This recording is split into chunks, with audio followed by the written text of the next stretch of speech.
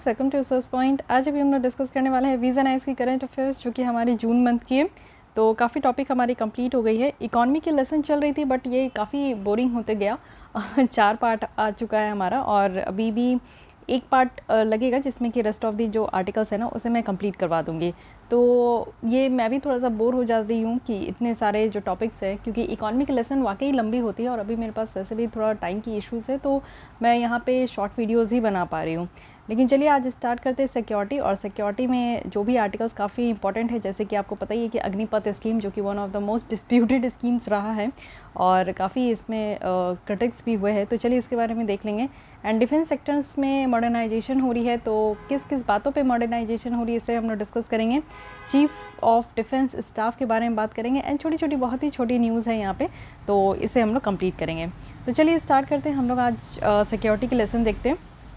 थोड़ा सा वो जो बोरिंग पार्ट हो रहा था इकॉनमी का, हालांकि देखिए इकॉनमी अगर आप एक ही साथ देख लोगे ना वन गो में तो इतना बोरिंग नहीं लगता है, लेकिन ये जो मैं डेली एक एक पार्ट बना देती हूँ ना तो थोड़ा सा ये लगने लगता है। तो इसलिए मैं सोची कि नहीं, आप लोग को भी शिफ्ट करना चाहिए, ये आज थोड़ा सिक्योरिटी के लेसन देख लो। तो फर्स्ट यहाँ पे अग्निपथ स्कीम के बारे में डिटेल्स में यहाँ पे हम लोग कवर करेंगे। अगर हम लोग देखें यूनियन कैबिनेट जिनके द्वारा अग्निपथ स्कीम यानी कि एक रिक्रूटमेंट स्कीम है हमारे इंडियन यूथ के लिए जो कि आर्म्ड फोर्सेस में सर्व करना चाहते हैं।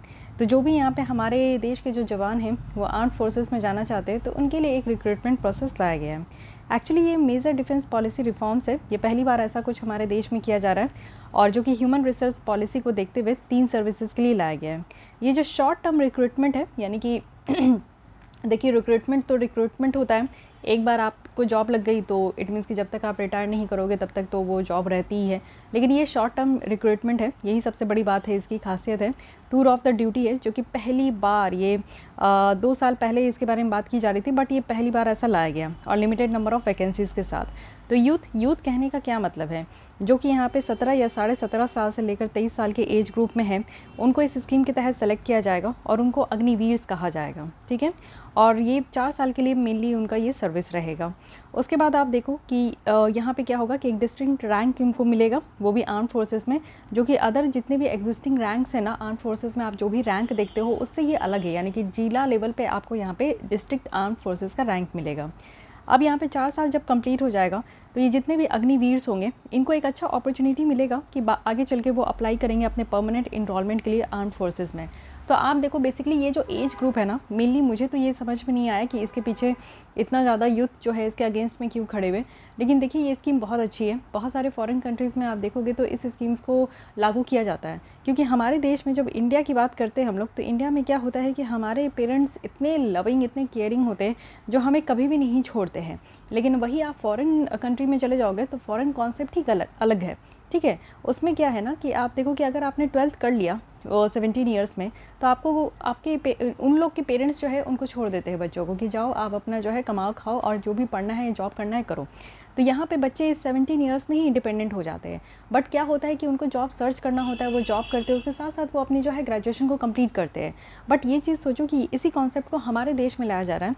बेसिकली आप देखो कि 17.5 से लेकर 23 साल के बीच में जो है मैक्सिमम लोग, मैं मैक्सिमम की बात कर रही हूँ कि मैक्सिमम लोग जब ये ग्रेजुएशन कंप्लीट करते हैं, मतलब कि सारे तो ग्रेजुएशन कंप्लीट करते हैं लेकिन इसके बाद ही अपना लाइन अप करते हैं, यानी कि उनको क्या करना है, किस सेक्टर में जाना है, गवर्नमेंट में जाना है या प्राइवेट में जाना है, तो इसके बाद ही उनका लाइन अप होता है। लेकिन कितनी अच्छी बात है ना कि आप 12th कर लो, उसके बाद ही आप 23 साल तक एकदम फ्री हो जाओ, यानी कि आप उस एज तक कुछ कमा भी लो, यहाँ पे अच्छे खासे आपको हैंडसम सैलरीज भी मिलेंगे, आपको जो है पूरी एक्सपीरियंस भी मिलेगी, आप उस लेवल पे आके खड़े हो जाओगे, आपकी स्टैंडर्ड उस लेवल की हो जाएगी, आप फिर कहीं पे भी अप्लाई करना चाहो आर्म्ड फोर्सेस के हायर रैंक में तो आप आराम से कर सकते हो। तो यहाँ पे कोई इशू नहीं है, इश्यूज़ है इसको समझने के लिए कि लोग चाहते हैं कि एक बार जॉब लगा तो वो परमानेंट हो जाना चाहिए। सो ये परमानेंट नहीं, उस समय के लिए आपके लिए जॉब अपॉर्चुनिटी ओपन किया गया है जब आपके पास कोई भी जॉब अपॉर्चुनिटी नहीं होता था। आप बेसिकली कोई भी गवर्नमेंट सेक्टर में जॉब देखोगे तो 21 ईयर्स मिनिमम एज होता है, 21 साल होगा तभी आप जो है किसी भी एग्ज़ाम में बैठ पाओगे, ठीक है, गवर्नमेंट सेक्टर में। बट कितना अच्छा है कि 17.5 साल से ही आप कमाना स्टार्ट कर दो, तो इसमें क्या बुराई है, वही बात है। तो 4 साल के कंप्लीट के बाद जो है यहाँ पे एक अच्छा खासा अपॉर्चुनिटी मिलेगा कि आप परमानेंट इनरोलमेंट करना चाहते हैं तो कर सकते हैं। और अप टू 25% हर एक स्पेसिफिक जो यहाँ पे बैच होंगे उनको इनरोल किया जाएगा रेगुलर कैडर में, ठीक है। अब यहाँ पे देखिए एक ट्रांसफॉर्मेटिव स्कीम है। इट मीन्स कि नेशन के अगर एंगल से देखें तो नेशनल इंटीग्रेशन बेस्ड एक यूनिटी होगा हमारे डाइवर्सिटी में, इक्वल अपॉर्चुनिटी हमारे सारे यूथ को मिलेगा। इसमें विमेन को भी रखा गया है, वो भी सारे रिलीजन, ऐसा नहीं है कि यहाँ पे कुछ स्पेसिफिक रिलीजन की बातें की जा रही है, सारे धर्मों की महिलाएं, सारे पुरुष जो हमारे, इवन मैं इतना ही कहूँगी कि हमारे इंडियन यूथ्स जो है उनको ये एक बहुत ही अच्छी अपॉर्चुनिटी मिली है। नेशन बिल्डिंग अगर हम लोग देखें तो यहाँ पे एम्पावर्ड करके हम लोग कर सकते हैं, यानी कि हम अपने यूथ को जो है ऐसे ही भटकने नहीं दे रहे हैं, उनको एक अच्छा एक अपॉर्चुनिटी दे रहे हैं जिससे कि वो अपने लाइफ का जो क्रूशियल टाइम होता है उसको वो यूटिलाइज़ कर सके, डिसिप्लिन हो पाएंगे, स्किल मिल पाएगा उनको, एक सिविल सोसाइटी में एक अलग ओहदा हो पाएगा। साथ ही पोटेंशियल सोशल ट्रांसफॉर्मेशन होगा कि कोई भी सिटीजन जो है वो अग्निवीर स्किल रिक्रूटमेंट के लिए अप्लाई कर सकते हैं। ठीक है, साथ ही आर्म फोर्सेस की बात करें तो इसमें जो है बैटल प्रिपेयर्डनेस इंप्रूव हो पाएगा। जैसे आप देखते हो कि यहाँ पे ज़्यादा साल तक सर्विस नहीं होती, 35 ईयर्स तक ही होती है, तो अगर आप यंग एज से इसमें अगर इंक्लूड होना चाहते हो तो इंक्लूड हो सकते हो, जिससे कि हमारी जो ये बटालियंस है वो और भी ज़्यादा बेटर हो पाएंगे। यूथफुल प्रोफाइल यहाँ पे मिलेगा आपको, जिससे कि एक यूथ को और बेटर एक्सपीरियंस मिल पाएगा। हार्नेस बेनिफिट है स्किल इंडिया का, जिसमें कि जो टेक इंस्टीट्यूट है उनको भी इंक्लूड किया गया है। साथ ही जो मैन पावर कॉस्ट है मिनिस्ट्री ऑफ डिफेंस का, उसको भी एड्रेस किया जाएगा। इंडिविजुअल की बात करें तो यहाँ पे आप देख सकते हो कि यहाँ पे इम्बाइब किया जाएगा जो मिलिट्री डिसिप्लिन है।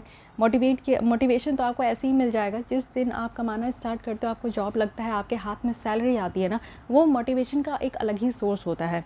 तो यहाँ पे जब आप यंग एज में ही आप जब जॉब में आ जाओगे, आप जब ड्यूटी करने लगोगे और उसके बाद आप रिस्पॉन्सिबल बनोगे तो डिसिप्लिन आ जाएगी, मोटिवेशन आ जाएगा, स्किल आपको तो मिल ही रहा है। साथ ही फिजिकल फिटनेस आपको उस एज में मिल रही है जिस एज में सबसे ज़्यादा ज़रूरत है। साथ ही स्मूथ इंटीग्रेशन होगा सोसाइटी में। जैसे आप देखते हो कि लोग तो आज की डेट में अगर मैं फ्रैंकली बताऊं तो बहुत सारे बच्चे जो है वो 25 साल तक ऐवे ही करते करते बिता देते हैं, यानी कि गवर्नमेंट जॉब के नाम पे, यूपीएससी और स्टेट पीसीएस के नाम पे ही बहुत सारे ईयर्स जो है वो वैसे ही बर्बाद हो जाते हैं। तो उसमें क्या होता है कि वो सोसाइटी से अलग थलग हो भी जाते हैं, खुद को वो अलग भी कर लेते हैं। बट ये एक अच्छी बात है जिसमें कि अगर आप सर्विस में यंग एज में ही आ जाते हो तो आपको एक सोसाइटी में एक अलग ओहदा ही मिलेगा, कॉन्फिडेंस अलग तरीके का आएगा, एक बेटर सिटीजन आप बन पाओगे, टीम बिल्डिंग हो पाएगा। तो ये सारी चीज़ें आप देखो कि इकट्ठे अगर देखो तो बहुत तरीके का आपको यहाँ पे फ़ायदा दिखेगा। ग्लोबल प्रैक्टिस देखते अब आपको ये पता चलेगा कि कहाँ कहाँ से हमने ये कॉन्सेप्ट चुराया है। तो एक केयरफुल एनालिसिस किया गया है कि इस तरीके से जो आर्म फोर्सेस में इंडक्शन करना, रिटेंशन करना और रिलीज़ करना। तो सबसे पहले आप देखो रशियन मिलिट्री क्या है ना कि वो हाइब्रिड फॉर्मेट है, यानी कि यहाँ पे ट्रेडिशनल कैडर भी रखा गया है और रिजर्व यहाँ पे जो स्क्रिप्ट है सिस्टम, यानी कि 1 ईयर ऑफ ट्रेनिंग और 1 ईयर ऑफ सर्विस है, उसको भी रखा गया है। इज़राइल की बात करें तो इज़राइल में आप देख सकते हो कि एक्टिव ड्यूटी यहाँ पे रखा गया कि 32 months for main and 24 months for women, यानी कि यहाँ पे 2 साल जो है विमेन के लिए रखा गया। फिर उसके बाद डिकेड लॉन्ग जो है अगर वो कंपलसरी अपनी रिजर्व ड्यूटी रखना चाहते हैं तो वो रख सकते हैं। फ्रेंच सोल्जर का आप देख सकते हो कि 2 तरीके का इन्लिस्टमेंट है, एक तो है कि 1 साल का कॉन्ट्रैक्ट, 1 साल के लिए आपको जॉब मिलेगा, और साथ ही 3 से 5 ईयर का कॉन्ट्रैक्ट होता है, यानी कि 5 साल तक का कॉन्ट्रैक्ट है। तो आप देख सकते हो कि अदर कंट्रीज़ में तो 1 साल के कॉन्ट्रैक्ट पे भी यहाँ पे लोग काम करने के लिए रेडी हो जाते हैं, हमारे यहाँ तो 4 साल है, जो कि बहुत ही बेटर है। अब देखते हैं कि कंसर्न क्या क्या है इस स्कीम से।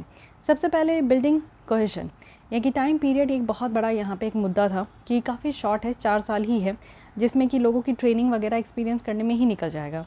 Might not attract best candidate, ऐसा हो सकता है कि जो अच्छे कैंडिडेट होंगे वो चाहेंगे कि अच्छा प्रिपरेशन करके एक ही बार परमानेंट सर्विस ही ले लें, तो यहाँ पे अच्छे कैंडिडेट नहीं आ पाएंगे। अनफेयर होगा पोटेंशियल रिक्रूट का, यानी कि आप देखो कि अगर यहाँ पे कंटिन्यूड एम्प्लॉयमेंट गारंटी नहीं होगी at the expiry of 4 years, तो फिर यहाँ पे बच्चे क्या करेंगे, या ये कहा जा रहा है कि 4 साल के बाद अगर इनका जो है रिक्रूटमेंट नहीं हो पाएगा तब तो ज़िंदगी बर्बाद हो जाएगी। बट ऐसा नहीं है, कॉन्फिडेंस रखिए, 4 साल काम करने के बाद आपके पास उस लेवल का कॉन्फिडेंस होना चाहिए कि आप किसी भी फील्ड में अच्छे से जा सकते हो।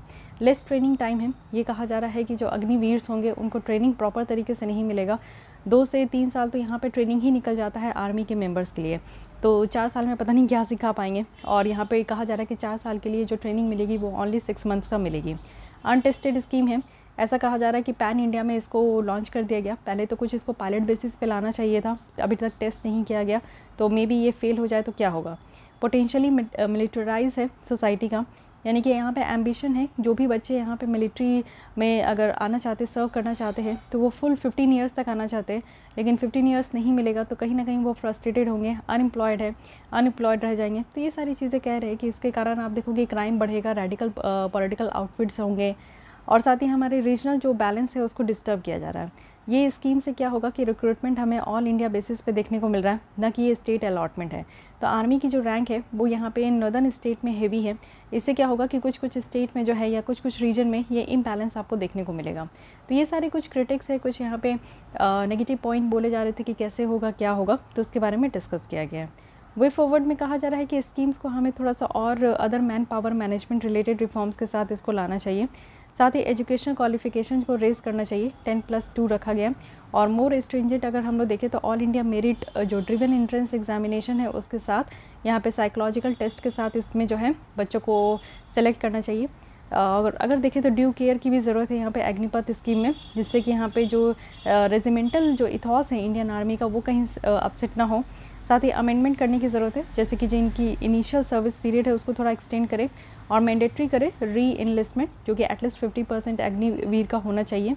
साथ ही जो ट्रेनिंग पीरियड है उसको रिड्यूस जो करने की बात की जा रही है तो वो भी कर सकते हैं, लेकिन मेनली फोकस करना चाहिए कि ट्रेनिंग में और एम्प्लॉयमेंट जो कि अदर इनोवेटिव मेथड से हो सके।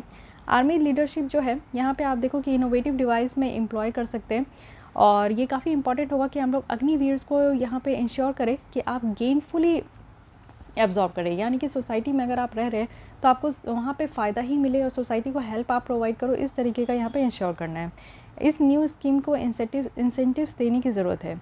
यूएस की जो शॉर्ट टर्म ड्यूटी सोल्जर्स है ना, वो यहाँ पे undergo education at government expenses, उनको जो यहाँ पे पढ़ाई वो पढ़ते हैं वो गवर्नमेंट के खर्चों पे बढ़ते हैं, जितने भी यहाँ पे शॉर्ट टर्म ड्यूटी सोल्जर होते हैं। तो उसी तरीके से कहा जा रहा है कि जो भी बच्चे यहाँ पे अगर वो जॉब कर रहे हैं तो ऑब्वियस है कि वो ग्रेजुएशन नहीं कर पाएंगे, और अगर पढ़ रहे हैं तो उनको फिर इंसेंटिव्स वगैरह भी देने की बात की जाती है, या फिर कुछ और छूट देना चाहिए। जैसे रेगुलर कोर्सेज़ होते हैं 4 साल की 3 साल की, तो उस तरीके का ये लोग जो क्लासेस वगैरह तो नहीं कर पाएंगे तो कुछ ना और इनको छूट देना चाहिए। What will be an Agniveer do after 4 years, the big question, कि क्या करेंगे 4 साल के बाद। तो बहुत सारे जो है वो परमानेंट कैडर में आर्म्ड फोर्सेस में तो सेलेक्ट हो ही जाएंगे। फॉर द रेस्ट कहा जा रहा है कि उनको यहाँ पे फाइनेंशियल पैकेज दिया जाएगा 12 लाख का, और जिससे कि वो अपनी लाइफ स्टार्ट कर सकते हैं। अगर वो एंटरप्रेन्योर्स बनना चाहते हैं तो बन सकते हैं, और फिर उनको प्रायोरिटी रखी जाएगी कि वो बैंक लोन इन स्कीम में उनको बैंक मिलेगा। साथ ही अगर देखें फॉर दोस्त जो कि काम करना चाहते हैं तो उनको CAPF में, असम राइफल्स में, पुलिस में और अलाइड सर्विसेज में, हर एक सेक्टर्स में आप देखो कि उनको स्टेट्स में उनको प्रायोरिटी दी जाएगी। टेंजिबल स्किल्स और वर्क एक्सपीरियंस जो है उनको डिफरेंट फेसेट में, जैसे कि इंजीनियरिंग, मैकेनिक्स हो गया, लॉ एंड ऑर्डर हो गया, इनमें उनको प्रोवाइड किया जाएगा। मेजर कंपनीज़ और जो सेक्टर है जैसे IT, सिक्योरिटी, इंजीनियरिंग, उनके द्वारा अनाउंस किया गया है कि उनको यहाँ पे स्किल हायर किया जाएगा, और डिसिप्लिन अग्निवीर्स भी उनको प्रेफर करेंगे वो। तो इस तरीके से रखा गया है कि चलिए ठीक है, मैक्सिमम तो यहाँ पे सेलेक्ट हो जाएंगे, लेकिन जो सेलेक्ट नहीं होंगे उनके लिए भी यहाँ पे बेटर ऑप्शन ओपन करके रखा गया है। अब ये कहा जा रहा pay and benefit what the Agniveers get, तो इन हैंड आप देखो 70% उनको मिलेगा, यानी ये देख लीजिए कि कितने पैसे इनको मिलने वाले हैं। तो टोटल कंट्रीब्यूशन अगर हम लोग देखें तो सेवा निधि में ये किया जाएगा आफ्टर 4 years, तो 10 लाख तक का किया जाएगा। इन हैंड इनको 70% सैलरी मिलेगी, और ये सेवा निधि में 30% तक जाएगा, ठीक है, 10 लाख तक। उसके बाद आप बेसिक पे पर मंथ देख सकते हो 30,000 है, ठीक है। फर्स्ट ईयर इनको 30,000 है, फिर 33,000 है, फिर 36,000, 36,500 है, फिर 40,000 है। तो इस तरीके से इनको जो है 4 साल का ये पैकेज है, ठीक है। फिर एग्जिट आफ्टर 4 year, यानी कि 11 लाख यहाँ पे आप सेवा निधि पैकेज देख सकते हो। इसमें इंटरेस्ट वगैरह भी एकोमुलेट किया गया है, तो इस चीज़ को ध्यान रखना है। So guys, this is all about Agnipath scheme, जिसमें कि हमने इसके बारे में देखा। ये ट्रांसफॉर्मेटिव स्कीम है, ग्लोबल लेवल पे किस तरीके से प्रैक्टिस चल रही है वो भी यहाँ पे एग्जांपल दे दिया गया। कंसर्न क्या है इस स्कीम का, और 4 साल के बाद क्या होगा, इसका भी एक अच्छे तरीके से यहाँ पे डिस्क्राइब किया गया है। अब देखते हैं डिफेंस मॉडर्नाइजेशन। रिसेंटली क्या हुआ है कि जो फंडिंग है इनोवेटिव डिफेंस प्रोजेक्ट में, उसको लिमिट किया गया है अंडर टेक्नोलॉजी डेवलपमेंट फंड, और जो कि यहाँ पे रेज़ किया गया है 50 करोड़ प्रोजेक्ट का, जो कि आज के डेट में लिमिट था 10 करोड़। तो 10 करोड़ से यहाँ पे 50 करोड़ आ चुका है। तो सबसे पहले हम लोग इस फंड के बारे में देखते हैं कि टेक्नोलॉजी डेवलपमेंट फंड है कैसा स्कीम। एक्चुअली ये डिफेंस रिसर्च एंड जो डेवलपमेंट ऑर्गेनाइजेशन है DRDO, उनके द्वारा एग्जीक्यूट किया जाता है। और ये जो टेक्नोलॉजी डेवलपमेंट फंड है, इसका एम है कि एक ऐसा इकोसिस्टम बनाना जिसमें कि सेल्फ रिलायंस को प्रमोट करना है, यानी कि अपने देश में हम लोग सारे डिफेंस एप्लीकेशंस को यहाँ पे सेटअप करेंगे, उसको मैन्युफैक्चर करेंगे, उसको हम लोग यहाँ पे बनाएंगे, और उसके बेसिस पे हम लोग यहाँ पे आत्मनिर्भर बनेंगे। की फीचर क्या है, सबसे पहला क्या है कि आत्मनिर्भर को हम लोग सेल्फ डिफेंस टेक्नोलॉजी में प्रमोट करेंगे, यानी कि यहाँ पे प्रमोट करना है सेल्फ रिलायंस, वो भी डिफेंस टेक्नोलॉजी में, क्योंकि ये मेक इन इंडिया का इनिशिएटिव का पार्ट है। सेकेंड है कि हम लोग यहाँ पे MSME को और स्टार्टअप्स को बूस्ट करेंगे, MSME micro small and medium enterprises को, और स्टार्टअप है यानी कि जो भी लोग अपनी खुद की आइडियाज़ को, इनोवेशंस को, इवेंट को अगर वो यहाँ पे ट्रू तरीके से बिज़नेस के फॉर्म में अगर वो स्टार्ट करना चाहते हैं तो कर सकते हैं। इससे क्या होगा, पब्लिक और जो प्राइवेट इंडस्ट्रीज है उनकी पार्टिसिपेशन बढ़ेगी, और MSME और स्पेशली यहाँ पे स्टार्टअप्स में। साथ ही बेटर फंडिंग मैकेनिज्म है ये स्कीम्स में आप देख सकते हो कि अप टू 90% जो टोटल प्रोजेक्ट फंड कॉस्ट है वो यहीं से निकल जाएगा, और इंडस्ट्री को भी अलाउ किया गया है कि वो एक मतलब कि दूसरे जो इंडस्ट्री और एकेडमिया है उनके साथ वो काम करे। रिलैक्स्ड अगर क्राइटेरिया अगर हम लोग देखें तो लिमिटेड है, यानी कि डेवलपमेंट ऑफ टेक्नोलॉजी की बात करें या फिर प्रोटोटाइप ऑफ प्रोडक्ट की बात करें तो इसमें पोटेंशियल है कि सर्विस वगैरह को यूज़ कर सकते हैं विद टिपिकल डेवलपमेंट पीरियड जो कि 2 साल का है। सो ये 4 की फीचर्स है, यानी कि सबसे पहले तो सेल्फ रिलायंस को हम लोग को प्रमोट करना है, और उसके बाद MSME और स्टार्टअप को बूस्ट करना है, फिर फंडिंग मैकेनिज्म को बेटर करना है, और रिलैक्स्ड क्राइटेरिया भी है यहाँ पे, ठीक है। तो इस 4 तरीके से हम लोग यहाँ पे डिफेंस को मॉडर्नाइज करने वाले हैं। अब देख लेते हैं यहाँ पे कि और क्या न्यूज़ है। तो अभी ये कहा गया है कि हमारा जो यूनियन बजट आया है 2022-23 का, तो इसमें रिजर्व किया गया है, यानी कि 25% जो डिफेंस का रिसर्च एंड डेवलपमेंट बजट है उसको प्राइवेट इंडस्ट्री, स्टार्टअप्स और एकेडमिया के लिए यहाँ पर रिजर्व किया गया है। और अगर हम लोग देखें कि डिफेंस मॉडर्नाइजेशन में की ज़रूरत क्यों है, तो सबसे पहले है कि आज के डेट में आप देखो कि जो भी डिफेंस सेक्टर्स में हमारी वेपन्स वगैरह ये सब है वो आउटडेटेड हो चुकी है, और स्ट्रैटेजिक इन्वायरमेंट की बात की जा रही है कि एक तो आप देखो कि वेस्टर्न पैसिफिक से लेकर इंडियन ओशन रीजन तक, जो वेस्टर्न बॉर्डर से लेकर पाकिस्तान तक, actual line of actual control तक, यानी कि एक साइड हमारे माथे पे यहाँ पे पाकिस्तान बैठा है और ईस्ट साइड में आप देखो चाइना बैठा है। तो इन दोनों को सबक सिखाने के लिए और डिटरेंस क्रिएट करने के लिए हमारे पास अच्छे अच्छे डिफेंस के सेक्टर्स में अच्छे अच्छे वेपन्स होनी चाहिए। साथ ही वॉरफेयर का जो लैंडस्केप आज के डेट में चेंज हो रहा है, आप देख रहे हो कि रशिया और यूक्रेन की क्या हालत हो रही है, तो फ्यूचर बैटल होने की संभावना है, चाहे वो चाइना से हो या पाकिस्तान से हो। तो इससे क्या है कि हम लोग पहले से ही प्रिपेयर्ड रहे। साथ ही इम्पोर्ट डिपेंडेंसी हमें रिड्यूस करना है। आज के भी डेट में आप देखो कि जो सुखोई हो गया या फिर अगर आप लोग देखो तो राफेल है, ये सब हम लोग जो है दूसरे कंट्री से ही लेकर आ रहे हैं। तो जो लेटेस्ट यहाँ पे Stockholm International Peace Research Institute report है, जो कि सिपरी की रिपोर्ट है, इनके द्वारा ये बताया गया है कि इंडिया सऊदी अरेबिया के साथ मिलकर एक लार्जेस्ट आर्म इंपोर्टर्स बन चुके हैं 2017 से 21 के बीच में। यानी कि हम लोग क्या कर रहे हैं कि दूसरे देश से ख़रीद रहे हैं। हम लोग अपने देश में बनाएंगे तो अच्छा रहेगा ना, हम लोग को दूसरे देश से ख़रीदना नहीं पड़ेगा, हमारे देश का सामान, हमारे देश का पैसा हमारे ही पास रह जाएगा। रीजनल पावर की बात करें तो यहाँ पे क्या है कि नेट सिक्योरिटी प्रोवाइडर है रीजन में, तो इंडिया को ज़रूरत है कि सेल्फ सफिशिएंसी जो है हम लोग इस टर्म में भी हम लोग यहाँ पे एक्वायर कर सकें, जो कि development of advance defence hardware और टेक्नोलॉजी है। साथ ही हमें कैपेबिलिटीज़ को इन्हांस करना होगा, जो एडिशनल रिस्पॉन्सिबिलिटी होगा, जैसे कि डिजास्टर रिस्पॉन्स हो गया, एवोक्यूएशन मिशन हो गया, ह्यूमैनिटेरियन असिस्टेंस है और डिजास्टर रिलीफ एक्सरसाइज है। तो हर एक जो भी यहाँ पे डिजास्टर आएंगे उससे लड़ने के लिए भी हम लोग यहाँ पे रेडी रह सकते हैं। एमर्जिंग टेक्नोलॉजीज़ अगर डिफेंस फील्ड में अगर हम लोग देखें तो सबसे पहले ब्लॉकचेन टेक्नोलॉजी है। इसमें क्या है कि सबसे ज़्यादा ये आप देखते हो कि सिक्योरिटी वाला टेक्नोलॉजी है ये। इसमें जो कॉन्फिडेंशियलिटी है मिलिट्री डेटा का वो यहाँ पे प्रोटेक्ट रहेगा, और साथ ही साथ आप देखो कि अभी तक ब्लॉकचेन टेक्नोलॉजी में किसी भी तरीके का साइबर थ्रेट्स नहीं देखने को मिला है, साइबर अटैक नहीं हुआ है। तो इससे बेटर है कि यहाँ पे जो डिफेंस से रिलेटेड जो डेटा है वो बहुत ही ज़्यादा सिक्योर तरीके से यहाँ पे स्टोर रह सकता है। इंटरनेट ऑफ मिलिट्री थिंग्स है, यानी कि यहाँ पे जो भी जितने भी गैजेट्स है मिलिट्री या फिर डिफेंस सेक्टर्स में वो आपस में कम्युनिकेट करेंगे, जैसे इंटरनेट ऑफ थिंग्स है। तो यहाँ पे जो शिप्स है, प्लेन्स है, टैंक्स है, ड्रोन्स है, सोल्जर्स है, इन सबको यहाँ पे कनेक्ट किया जाएगा। साइबर वॉरफेयर कैपेबिलिटीज़ होंगी, यानी कि यहाँ पे साइबर प्रोटेक्शंस होगा for major institution and offensive capabilities के लिए। साथ ही अगर हम लोग देखें तो इमर्सिव यहाँ पर टेक्नोलॉजीज़ हैं, यानी कि AR VR है, जो कि यहाँ पे फ्लेक्सिबल एक्सपीरियंस के लिए बिल्ड किया गया है, जैसे कि फ़्लाइट और कॉम्बैट ट्रेनिंग वगैरह है। एडिटिव अगर हम लोग मैन्युफैक्चरिंग देखें, यानी कि 3D प्रिंटिंग की बात की गई है, जो कि लोकलाइज्ड है, ऑन डिमांड प्रोडक्शन है, नोवेल मटेरियल का कॉम्बिनेशंस वगैरह है। साथ ही क्वांटम टेक्नोलॉजी की बात की जा रही है। क्वांटम टेक्नोलॉजी जो कि सुपर फास्ट टेक्नोलॉजी है। अगर अगर हम लोग देखें तो यहाँ पे जो कंप्यूटर बेसिस पे जो हम लोग चीज़ों को स्टोर करते हैं, ट्रांसफ़र करते हैं, वो और भी ज़्यादा माइक्रो लेवल पे यहाँ पे होगा। सिक्योर कम्युनिकेशन सिस्टम ये प्रोवाइड करता है। रोबोटिक्स वगैरह है, ऑटोनोमस यहाँ पे सिस्टम आप देख सकते हो। यहाँ पे क्या है कि सिचुएशनल जो अवेयरनेस है वो इंक्रीज़ हो रहा है।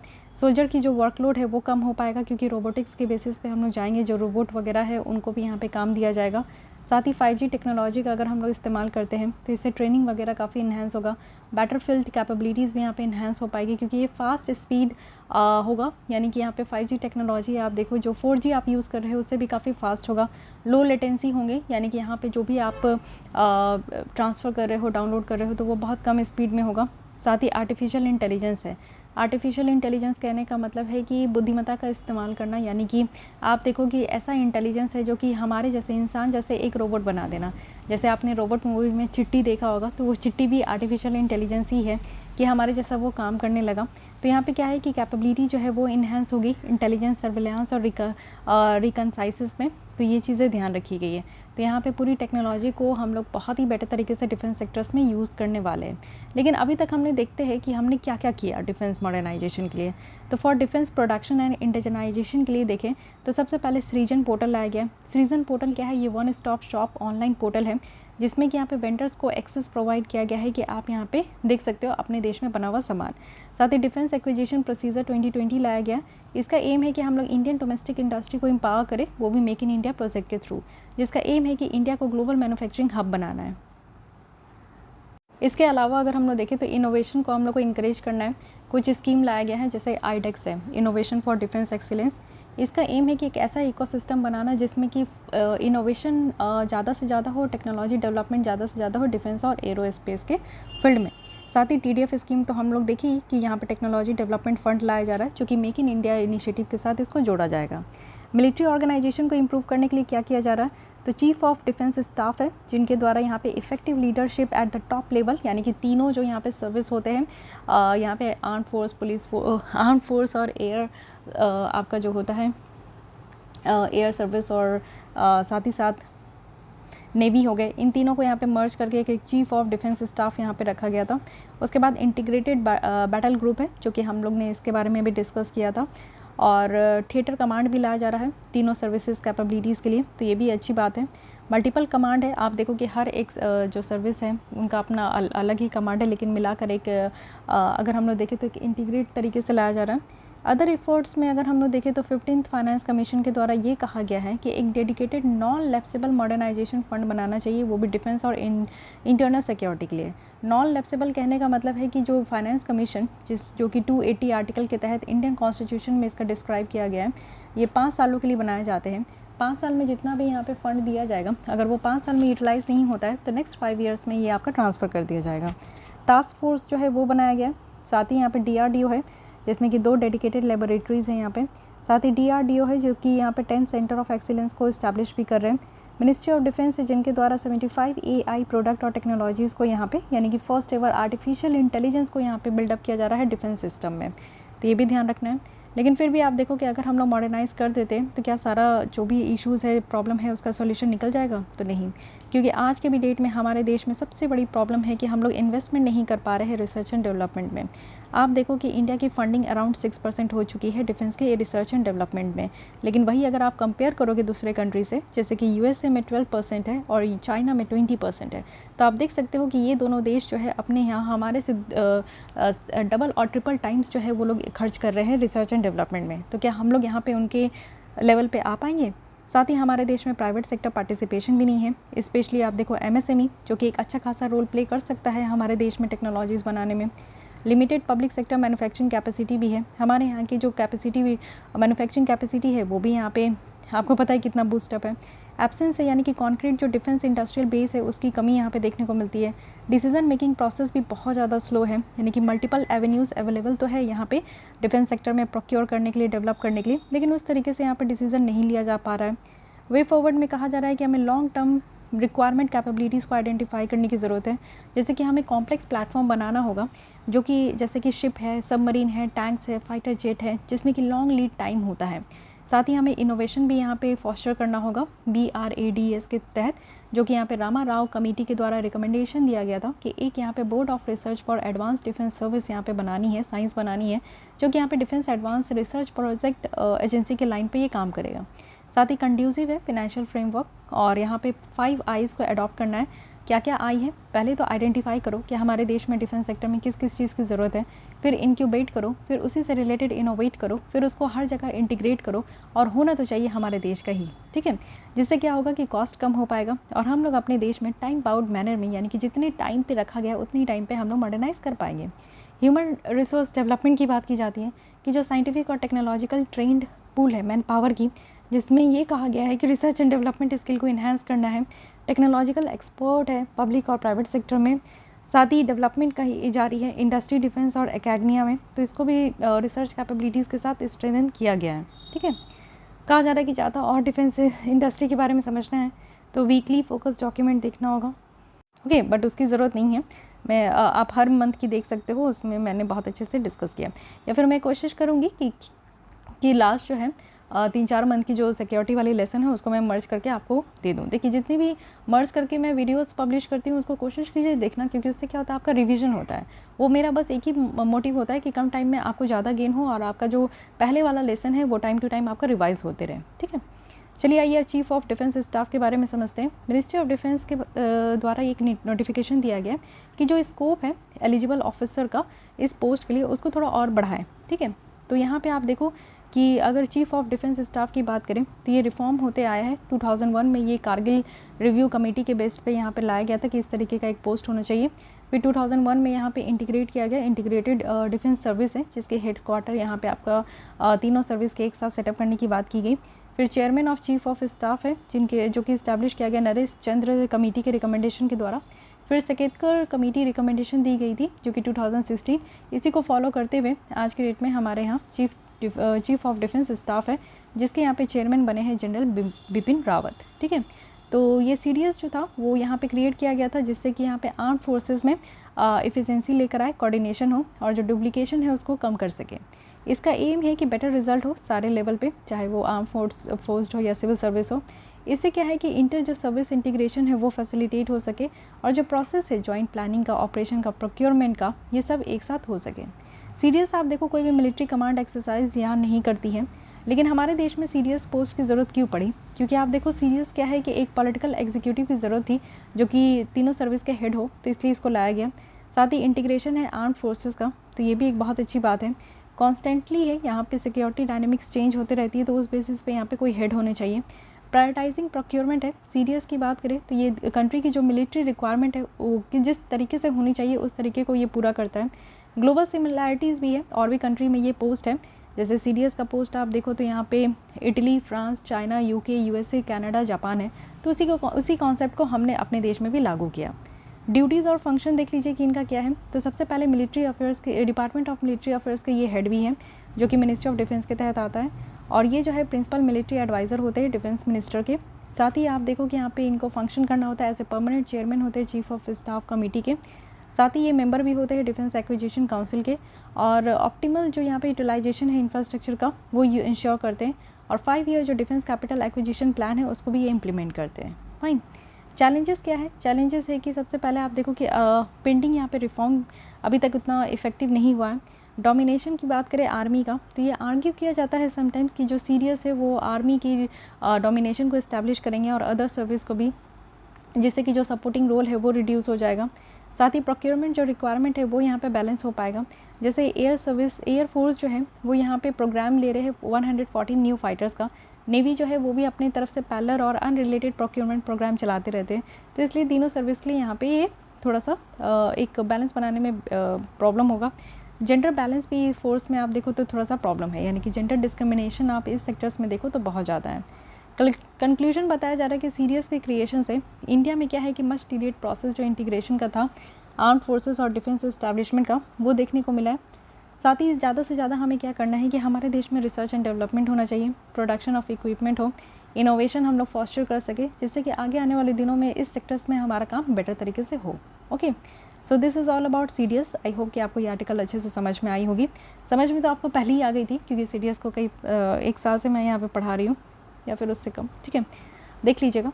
अब देखते हैं क्रिटिकल इंफ्रास्ट्रक्चर की बात की जा रही है, तो यहाँ पे क्रिटिकल इंफ्रास्ट्रक्चर यानी कि ऐसा इंफ्रास्ट्रक्चर बनाना जो कि हमारे जो भी नेचुरल कैलामिटीज़ आते हैं उसको तो ये बर्दाश्त कर ही सके। सबसे पहली बात, अर्थक्वेक, सुनामी, ये सारी चीज़ों से जो है आप देखो इंफ्रास्ट्रक्चर ब्रेक डाउन हो जाते हैं, तो वो नहीं होना चाहिए। मेजर्स क्या क्या लिया गया है हमारे सरकार के द्वारा, तो आप देखो कि इंडियन कंप्यूटर टीम है, इमरजेंसी रिस्पांस टीम है, जो कि नोडल एजेंसी है, जो कि कंप्यूटर से रिलेटेड अगर कोई सिक्योरिटी थ्रेट आता है, इंसिडेंट आ जाता है, तो यही वो ऑर्गेनाइजेशन है जो कि डील करती है। फिर है national critical information infrastructure protection centre है, जो कि यहाँ पे सारे मेजर्स लेंगे और यहाँ पे जो भी इंफॉर्मेशन जहाँ पे भी रखा जाता है, जिस इंफ्रास्ट्रक्चर में रखा जाता है, उसको यहाँ पे प्रोटेक्ट किया जाएगा। फिर नेशनल साइबर सिक्योरिटी कोऑर्डिनेटर है, जिसमें कि सारे डिफरेंट एजेंसीज़ के साथ कोऑर्डिनेट किया जाएगा। फिर नेशनल साइबर सिक्योरिटी पॉलिसी 2013 है, जिसमें कि ये कहा गया है कि एक सिक्योर और रेजिलिएंट यहाँ पे साइबर स्पेस जो है वो बनाना है। फाइन।